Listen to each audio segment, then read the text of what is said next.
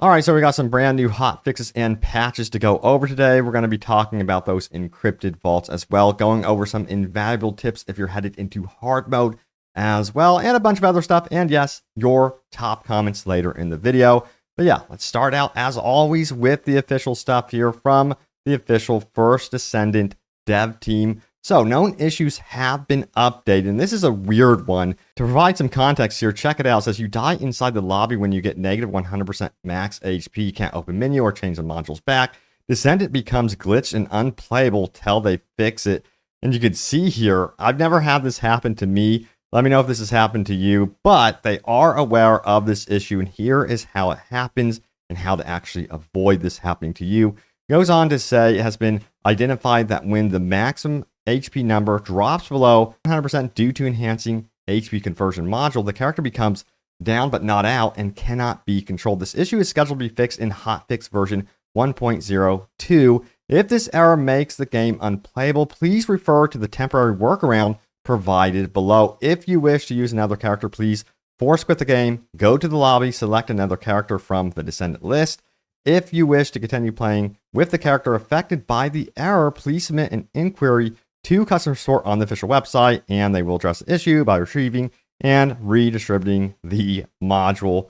What a mess. Yeah, that would absolutely suck to have happen. But also we have this right here. It says additional source of modules that can be obtained by combining in access info is not displayed.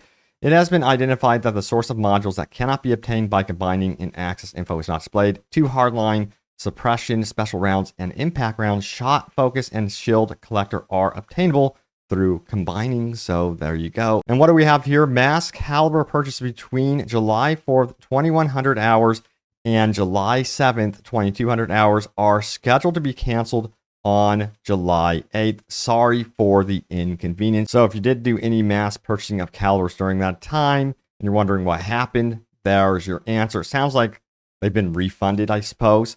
Let me know if you guys have any more issues with that or not. But we got to talk about heading into hard mode. Some of you are probably heading into hard mode or already there and probably want some advice. So I did find this right here. This was posted by Original Gomez, who says, just got to hard mode starter guide. It's only a 2-minute read. So let's do this. It says, so you just finished the campaign, beat the hanged man, and unlocked hard mode. You're probably lost on what to do. You want to participate in hard mode intercepts, but don't want to be a liability. Here's what you should aim to do. Number 1, upgrade HP and defense modules for your descendants. Tired of crawling simulator? This is how to fix that.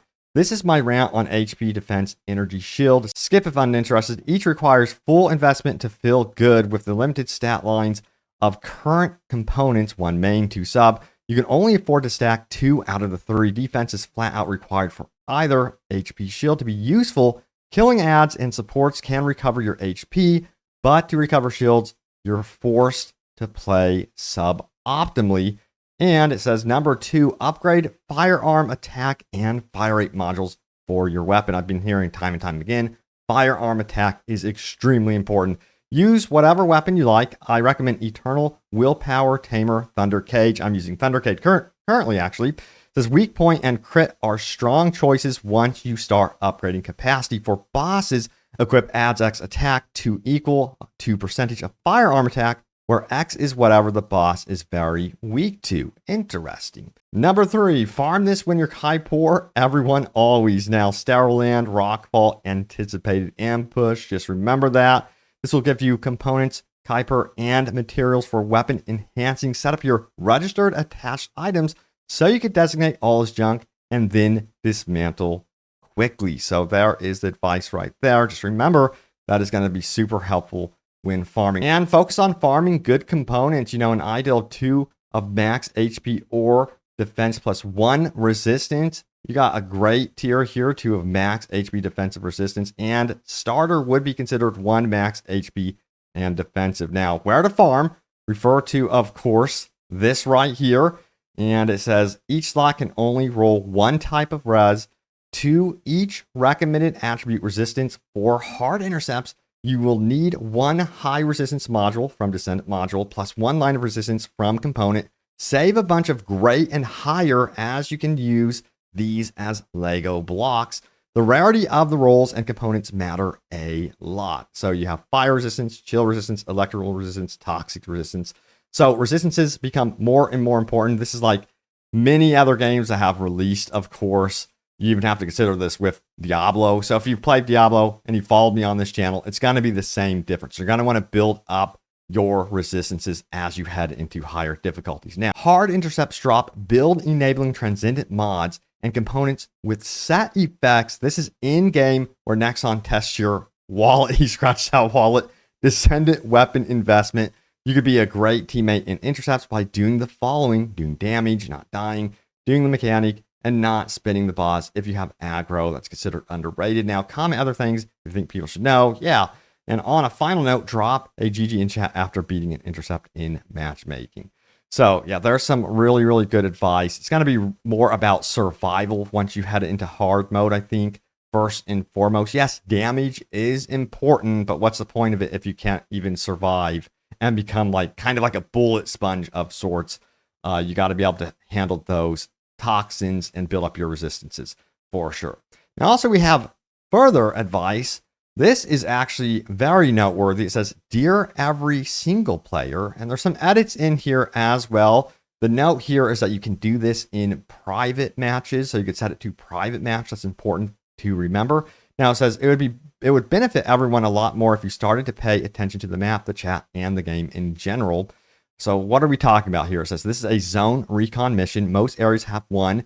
They are almost required for in-game farming. There's a very neat trick you could do with them called infiltration. All it requires is Sharon, who has a neat skill called active camouflage. Here's what it does. Of course, active camouflage, it just hides you from enemy sight, but it also activates ambush. Now it says, why would I want to let someone infiltrate? I want to smash face on keyboard.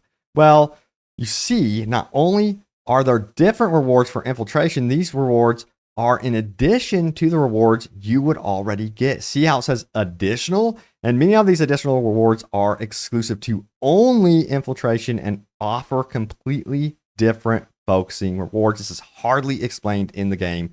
So please pay attention to your map. If no Sharon or other players are around, try it yourself. If you see a Sharon waiting at a zone, recon, maybe don't just rush in like a mindless ape and wait a few seconds so you can get twice the rewards for less effort. Sincerely, people who are trying to farm. Now, how to successfully infiltrate? Okay, so step 1, pull up to your zone recon, being sure to not be seen by any enemies. Sneaky, sneaky. Now, remember, you can just go into private mode as well, do a private match. Now, it says step 2, use your active camo, second skill that's unlocked. Before running out from cover, it takes about a second to fully activate, and you'll see a green buff when it's on buff and skill. And then number 3, run up to the power units, intercept, and operate. And finally, step 4, do this until all power units have been turned off without getting caught. Do this successfully, and you'll receive the additional rewards after defeating the spawn boss elite. Your camo buff may wear off before doing all of them. Be sure to take cover before that happens until your camo is off cooldown. I'll post a picture of double rewards when he gets lucky enough. So yeah, a lot of people didn't realize you can actually do this. It's not really explained, and some people are bummed that this is only kind of like limited to one character as well, but it feels like, I think that they want mechanics that kind of matter to each character, or at least they're trying to attempt that. I am kind of curious, do you guys like there to be unique rewards per character like this, where you kind of have to utilize their abilities in this manner to get rewards? I think it's kind of strange because it does force you or funnel you into using a certain character, but yeah, I'm curious your take on it as well. Also, we have this one right here. It says, remove encrypted vaults. This is by far one of the most hot button topics I have seen, next to having matchmaking in hard mode. But yeah, love or hate encrypted vaults. I don't know if this is going to be something that's just here to stay, but it definitely does need to be updated and changed if they don't remove it altogether. But yeah, mentioning encrypted vaults, hey, encrypted vault locations in Vespers. But we're going to take it a little bit further, because guess what? There's an actual map guide here. It's an interactive map. This is very cool. You can highlight over everything and see where the potential locations are for the vaults. I'll throw this link in the description below for you all. It's very useful, and it does include, I believe, most regions as well beyond just Vespers. So that is very cool. Now, also, it says stop doing encrypted vaults without Enzo. Okay, it says, for anyone that doesn't know yet, Enzo has a passive that helps while doing encrypted vaults. Also, he gets higher rewards from them, so save yourself some pain and just farm him up. His pieces are all pretty easy to get, and he will save you a lot of time in the long run. Once again, there seems like they are having these strange mechanics that are character specific. What's your take on it? Do you like it or not? It reminds me a little bit of the infiltration thing going on with Sharon. It seems like they want you to mess around with multiple characters. Now, also it says, if we wanted to play Destiny 2 or Warframe, we would be playing it. We get it. Signed, Ajax. In other words, leave us alone. We're enjoying this game. Yes, it has problems, but every game has its issues. Now, someone took this a step further, and people are just getting really annoyed with the hate for the community that's actually enjoying this game. Check it out. It says, what's with the huge influx of these cringe posts and comments insulting people for no reason, mad that their own game isn't doing as well or something? You guys got to read this. So check it out. It says, this is why you like this game. It is sad.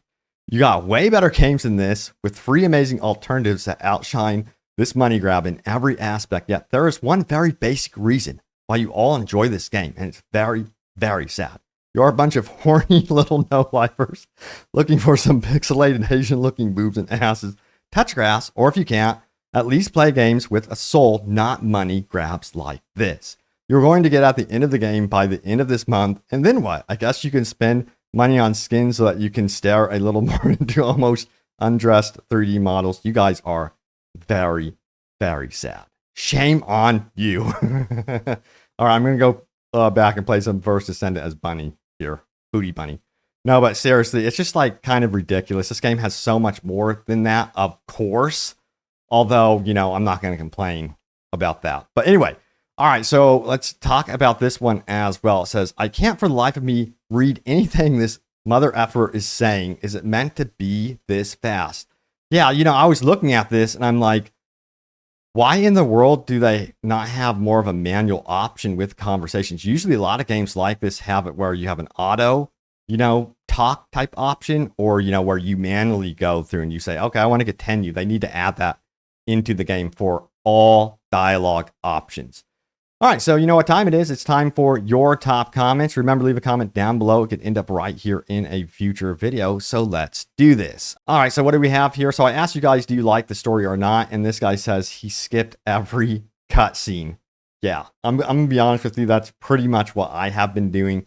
Some of it is very long-winded. And I've also heard people say it's like kind of a generic story. It has funny moments in it, but I also feel like, man, some of this, it feels very long-winded. I'm here for the gameplay. I'm just going to say I'm here more for the gameplay. And if I do like a second playthrough of the story, then I probably will pay a lot more attention, but there's no way around it. I'm just here for that slick gameplay for this one. Now it says, I ran that Freyna drop dungeon for hours with no luck, logged off for the night. Blam, hit it, first try, next day. Yeah, the RNG is kind of weird in this game. The potential is all laid out. Nexon just doesn't need to pull a Nexon, and First Descendant will be around for a long time. Let's see how far their greed will take them. And it says daily login bonus would be nice, especially if they give Encrypted Vault materials. It's tedious farming some of these on top of the wait time on crafting. Yeah, you know, again, I'm a little worried about what's going to happen in the next 30 days with some of your guys' like opinions, if it's going to be like you're kind of over it. So I'm thinking that maybe the dev team will have to adjust some things quickly, sooner than later, before they start losing people to some of these extremely grindier mechanics. Also, we have this one as well. Rokio says, I'm really enjoying this game, to be honest. I see a lot of potential in it. Just hope they keep up on it and communication with the players. You know, it seems like they have no plans to abandon the game at all. They have a solid roadmap for us already. At least I think it's like 2 seasons have been kind of revealed, and those look like they're going to offer up, you know, new descendants, stories related to those descendants, which seems like you guys are really skipping those, you know, cutscenes or dialogue lines anyway. But yeah, new bosses, all sorts of cool stuff coming up here. So yeah, it has immense potential. I just hope the greed and the grind doesn't ruin this one. All right, so there it is. The latest happenings around the First Descendant. Thank you all so much for the comments. Appreciate all the love and support on the videos, by the way. Stay tuned for more news and updates. I have you guys covered, and I will see you all next time. Take care.